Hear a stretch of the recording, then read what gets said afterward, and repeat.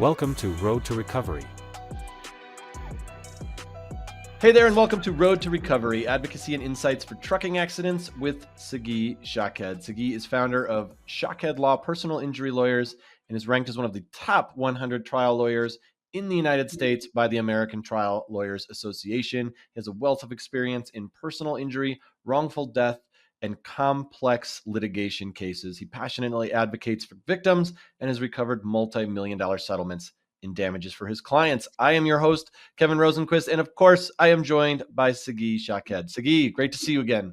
Likewise, Kevin. So with the rise of gig-based trucking, legal lines are getting blurred. So today we're going to explore what happens when an independent or contract driver causes a serious crash. So let's start here. When we think about gig economy trucking, what does that mean, and how is it impacting accident claims in Florida? So usually when you think about the gig economy, you're thinking about Uber or Lyft or DoorDash, something like that.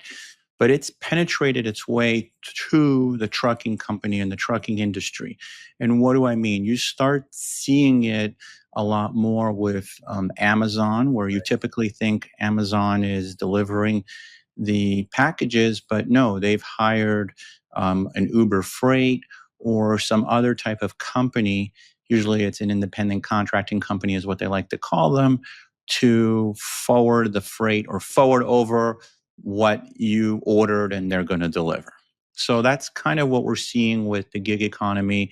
A lot of the trucking companies, even Federal Express, you'll think you're getting it from FedEx, but it's really a company that they contracted. And we're going to go through more of that as we continue with this talk. So is it more companies that have these drivers, or is it even just like an Uber driver where someone has a truck and just them as individuals are being hired? So a lot of times you'll have the individual drivers or individual owners, and it's more of the mom and pop type of show. And then other times you'll have the more different types of companies, independent contracting companies, at least that's what they like to call them, where you'll see 5 to 10 trucks, and they are the ones that are delivering. So for example, they'll deliver for FedEx, they'll deliver for Amazon separately, only for those specific companies. So all these companies are hiring, different companies to do the work for them, but they carry their logo. So from the standpoint of these companies that are hiring the drivers, do they hire these drivers because it saves so much on costs from maintenance and things like that? What is the big advantage for a larger company like FedEx contracting rather than hiring drivers themselves? So what FedEx and Amazon do is they hire these separate companies so they can, avoid having the payroll tax, avoid having the liability, which I think is their biggest key here. They're trying to say that it wasn't us, it's not Amazon. Hold on. Yes, they were delivering for Amazon, but Amazon, we're just a website. We're not a trucking company. We're not in the trucking industry. At least that's what they try to say. And so that's a big bonus that they try to obtain by having these independent contracting companies. So you can't touch the big money, the whale that Amazon is. But if the trucking lawyer knows what they're doing, Amazon is a logistics company, so they really control every aspect. Same thing with FedEx. They really control every aspect from the moment it's ordered to the moment it gets delivered to your house. So then let's talk about liability. If a contract driver causes a crash, who is actually liable? So good question. So when you have a driver who causes a crash, you're going to have the driver that's at fault. I would also say, let's say it's a mom and pop company. So you would have the driver, the company they work for, which usually it's themselves, and so they'll have insurance. And then I would look to, it depends. If they're driving, let's say for Amazon, I wouldn't just take their initial money, especially if your client has injuries. I wouldn't take their initial money. I would look to Amazon. Of course, Amazon's going to say, again, put their hands up. This isn't us. This is the mom and pop company, ABC Trucking. And if you can show control, that they control, again, every aspect of the load, from the ordering to the way those drivers are wearing clothes, to their badges, to delivering, how they deliver, the routes they take, when they're entitled to take breaks. Every aspect is controlled by Amazon. So really, this is like an alter ego. Amazon tries to escape liability, but if you know what you're doing, you can tag them with liability, which is really the right thing in these cases. They're playing cute with the law. So you have the driver, the motor carrier; they can be responsible. You also have the broker, the person who brokered the deal. If they're brokering a company that has no experience or has bad drivers on the roadway that are causing accidents, that broker can be on the hook. You have the shipper that could potentially be on the hook if they're improperly loaded the trailer. That could happen. So you have the shipper, the broker, the motor carrier, the driver. And those are really the targets that you really got to be looking at. So don't just focus on the driver. Look at shipper, broker, motor carrier. Sometimes there's a hidden motor carrier where you don't know that it's Amazon or you don't know that it's FedEx, but you just got to look and take a deep dive and keep looking and keep looking and keep looking. Wow, that's a lot of that's a lot of potential people involved, or a lot of Uh, potential entities involved. Absolutely. Yeah. You're going to see that happen a lot more and more as the economy continues to change. Mhm. These companies are getting, what's the word I'm looking for? The companies are getting smoother about how they try to avoid liability. Mhm. So it's our job as lawyers representing people to get them justice and not allow these companies to just get away with, liability because they're clever at, creating these schemes and companies within companies to avoid liability. There's a term called vicarious liability. Is that what we're talking about here? Yeah, so vicarious liability is generally applies where you're responsible for the acts of your employees, so long as your employee is acting in the course and scope of their employment. So, I mean, let's say you own a trucking company, Kevin, and your truck driver decides to go beat up someone. That's not in the course and scope of employment unless you're in that business, right? The muscle business, right? No, I'm just kidding. But if you're not in the muscle business, let's get back on track. If you're in the business of hauling and delivering, and your truck driver causes a crash, then you, as the company, are at fault, as well as the truck driver that you hired. So that's vicarious liability. When you think about you're responsible for your employee, there's an old Latin term, respondet superior. You're responsible for the employee that you hired. So is that applicable in this case? Is in the sense of is Amazon, so Amazon technically is not, it's not vicarious liability if one of their trucking companies that they hire Right. gets into an accident. That's more about the employee and the employer. Correct. Yeah, because Amazon will say ABC Trucking is the employer Right. and their employee is John Doe. So we're not on the hook. So what you want to show is you want to show an agency relationship, and you want to show that this is really who the real employer is, Amazon, because they control every aspect of the load, from giving the person a iPad or cell phone to how they drive to the load, the location of the load, every specific aspect.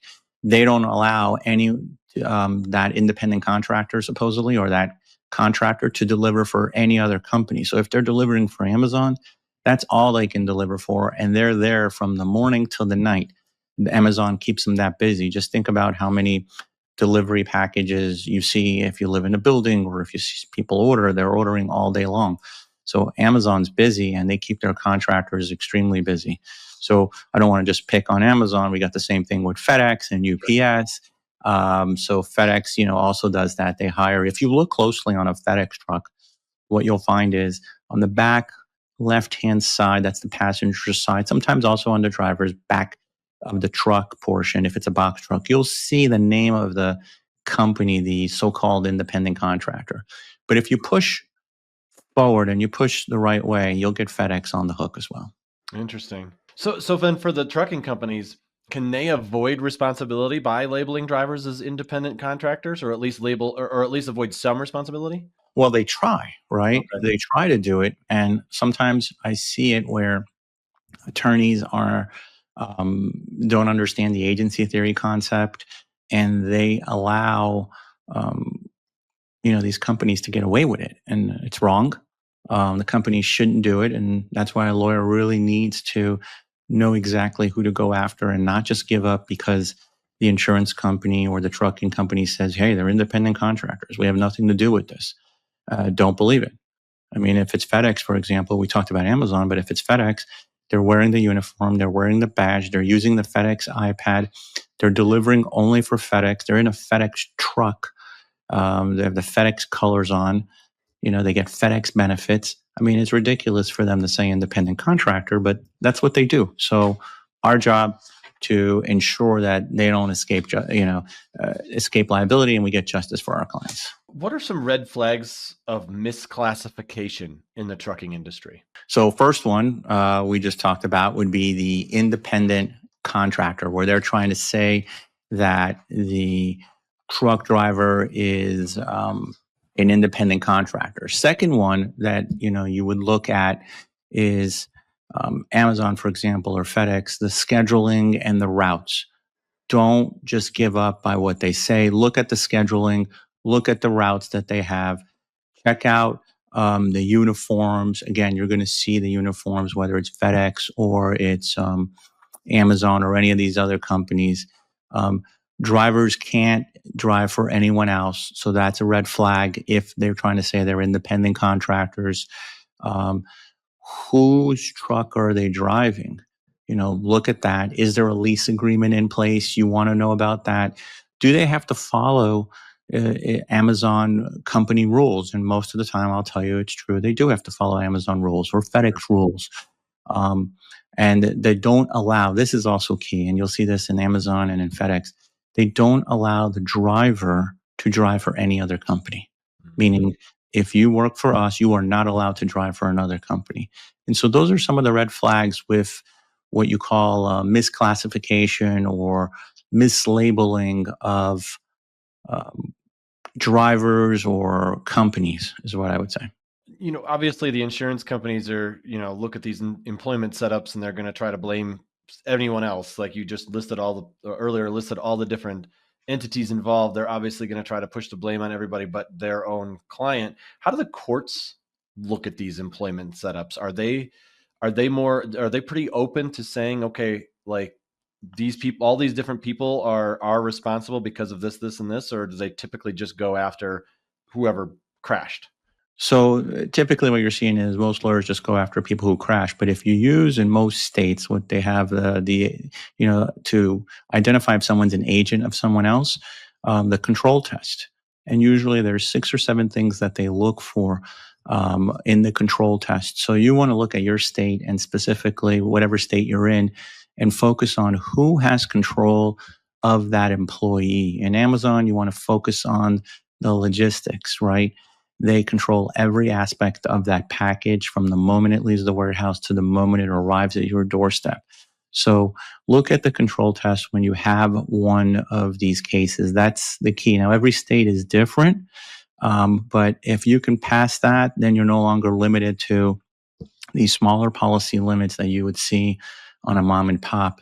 You're going to get the bigger insurance policy limits from the Amazons, the FedExes, and the different companies that are now trying to escape liability by hiring the so-called independent contractor. So if someone is hit by, a gig economy driver, trucking driver, what we've been talking about here, what are the things you look at to decide who to pursue, and how do you use that to build a strong case? So what I want to do is, one, look at the crash. Don't just rely on what the police report says.